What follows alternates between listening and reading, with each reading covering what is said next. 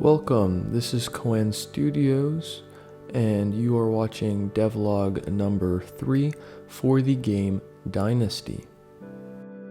For all of you that aren't already, make sure to hit subscribe and the notification bell, and you should follow us on Instagram at Cohen Studios, where we post smaller updates that may not make the video, as well as just cool content all around.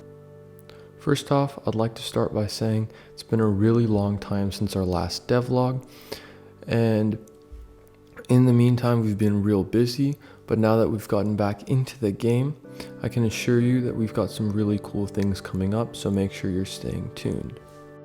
The first thing that I'd like to start off with is showing this tile-based system for the ground. We've previously been using a sprite-based workflow. However, this is taking a really long time. So I thought we'd go ahead and create a tile-based interface for the ground so that can speed up our level building process. The tiles here aren't the current ones that are going to be in the game and are just temporary until we get some more advanced artwork in. The next thing that I would like to talk about is our dialogue system. This is what the player is going to be using to converse with non-player characters in the game, and this will be used to teach the player the controls in a tutorial-like fashion, as well as give in-game information and lore. So the next big item that we're going to be working on is the key system. As you can see, currently the inventory is empty. This is something that we designed in the previous devlog. Make sure you go watch that if you haven't already. So, as you can see right here, there is a variable called check in the inspector, and that is just there for me and to show you guys when the door will open.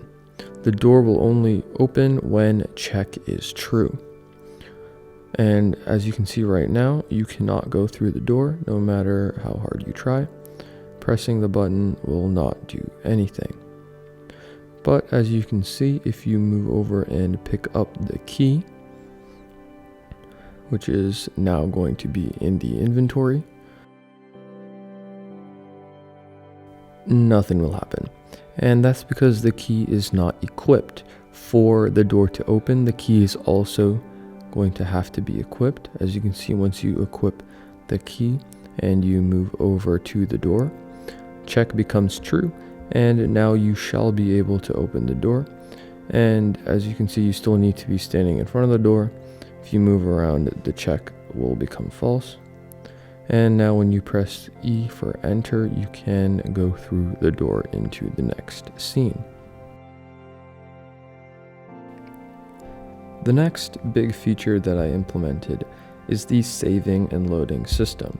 This was by far the hardest thing that I've had to implement into the game so far. If you follow us on Instagram, you've also seen an early version of this that I posted a while back. Anyways, what this system is going to do is you can go through and save, which will save your position, and you can load it. But the most important thing to me and to the game is that it has to be able to save your health and your inventory through scenes. So this is what I will show you right here. So you can see you can pick up these items into the main scene, and when you go over, the inside of the house is a different scene. And as I showed you before, you just pick the key, and once you go through, your health and the inventory passes through to the other scene, and you can lose health or pick up items in the inventory in this scene as well. And then when you go back, the values will carry over to the next scene. The way that I did this was using a JSON file. I originally was experimenting using binary formatter. However, this led to far too many problems, so I ended up just moving over to JSON as it was easier and led to less errors. And overall, I think that it works perfectly. The only real benefit to using binary formatter instead of saving to the JSON file is that in a binary file, it makes it much harder for users of the game to change the game's data. However, as this is a small indie game, I don't see that as that big of a problem. The final thing that I'd like to showcase in this video is this last scene.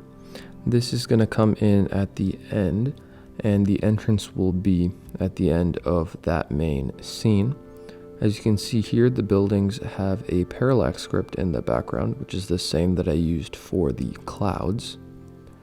And what this is going to serve as is a scene for the boss. The boss is going to be at the top of this building that you climb the ladders to get to. And at the end, once you defeat him, the level will be over.